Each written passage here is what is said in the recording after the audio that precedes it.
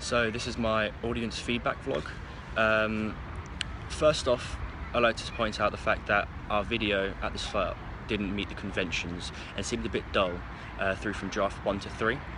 We realised this and proceeded to create filler shots. Our filler shots just helped make the video a bit more interesting, especially we didn't have many during our first draft, second and third. These filled the areas that the bass track wasn't being used.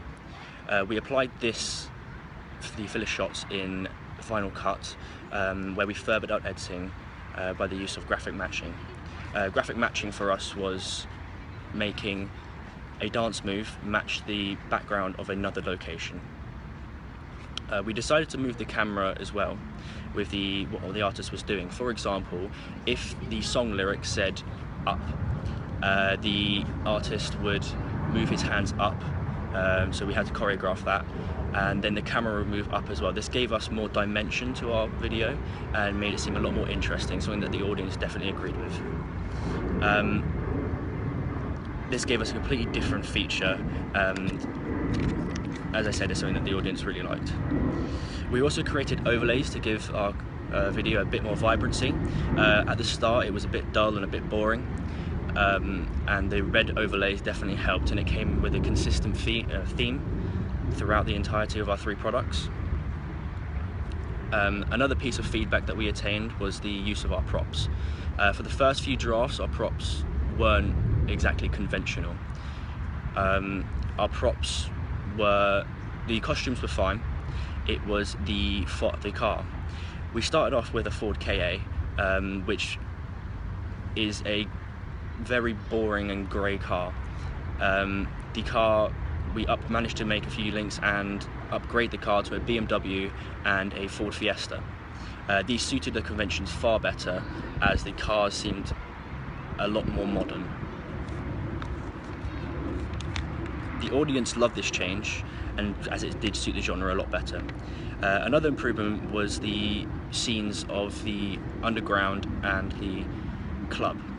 We managed to change them from a local chicken shop, KFC, and from the top of a car park. These also suited the genres far better, as the club gave better lighting and the underground seemed a bit more authentic to the American hip-hop genre.